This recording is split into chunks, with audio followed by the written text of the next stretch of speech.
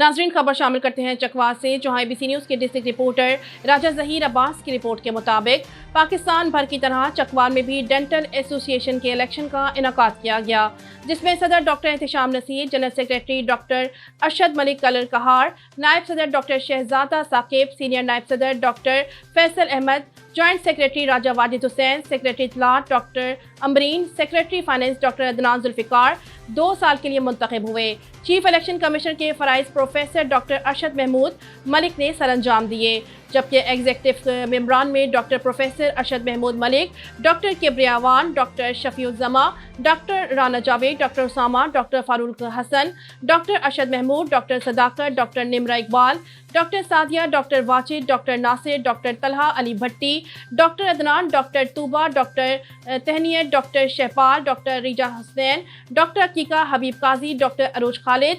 Doctor Taqdees, doctor Sobia, doctor Khadija, doctor Tusam Raja, doctor Farhan, doctor Shahroz, doctor Aitzaz भी शामिल हैं। Chief election commissioner professor doctor Arshad Malik ने मुंतखब ओहदेदारों से हल्फ लिया और नई ख्वाहिशात के साथ मुबारकबाद पेश की।